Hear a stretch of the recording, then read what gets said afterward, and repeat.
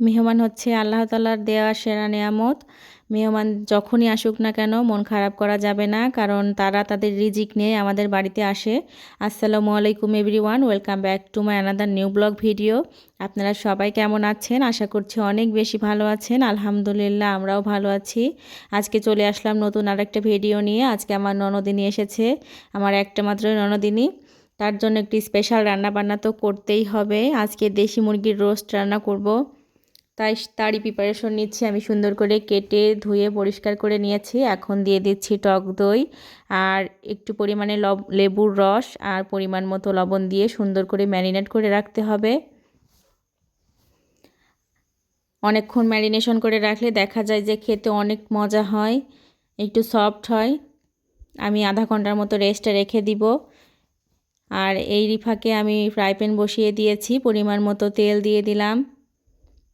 তেলটা গরম হয়ে আসলে আমি হালকা ব্রাউন করে ভেজে নিব, কারণ যেহেতু দেশি মুরগি তাই খুব একটাই ভেজে নেওয়ার প্রয়োজন নেই, হালকা ব্রাউন করে ভাজলেই হয়ে যাবে। আমরা সোনালি দিয়েও রোস্ট খাই, সোনালি মুরগিগুলা যেগুলা, আবার দেশি মুরগিগুলা দিয়ে খেতেই বেশি মজা লাগে।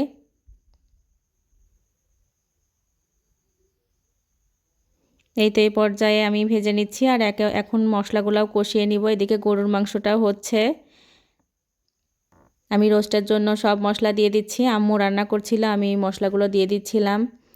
পেঁয়াজ বাটা, রসুন বাটা, আদা বাটা আর বিভিন্ন বাদাম, কাজু বাদাম, পেস্তা বাদাম সবগুলো একসাথে বাটা হয়েছিল। মশলাগুলো কষে আসলে আমি রোস্টেরগুলো দিয়ে দিয়েছি। এখন দিয়ে দিচ্ছি গুঁড়ো দুধ। আমি লিকুইড দুধও দেবো, কারণ গুঁড়ো দুধ দিলেও সেদ্ধ হবে না। এই যে লিকুইড দুধ দিয়ে দিচ্ছি হাফ লিটার।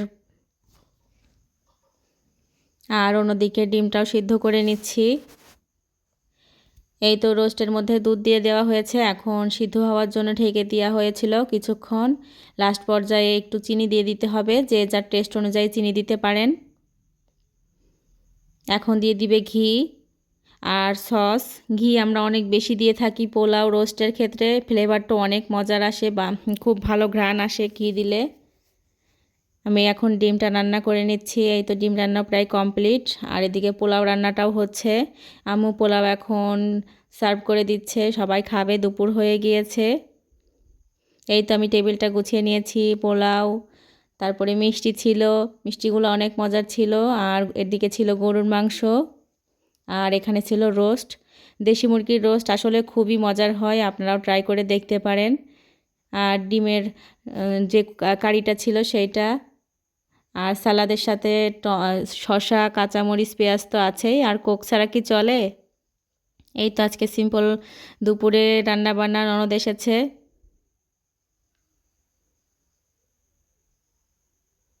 অনেক মজার হয়েছিল আজকের রান্নাগুলো। আর বিকালবেলায় তো আমি আর হুমায়রা চা খেয়ে নিচ্ছিলাম। হুমায়রা খুবই মজার চা বানায়, একদিন আপনাদের সাথে শেয়ার করব অবশ্যই চাটা। আমি বসেছিলাম, বললো মামি তুমি নাও। হুমায়রা আসলে আসলে নতুন নতুন রেসিপি করে, আমরা দুজন খুবই মজা করি, একসাথে খাই। এই তো আজকের রান্না বান্না এইগুলাই ছিল। আমার একটা মাত্র ননদ, ননদ আসলে আমাদের খুবই ভালোবাসে, আবার আমরাও ননদকে খুবই ভালোবাসি, যেহেতু একটাই ননদ। আমার হাজব্যান্ডরা এক ভাই এক বোন।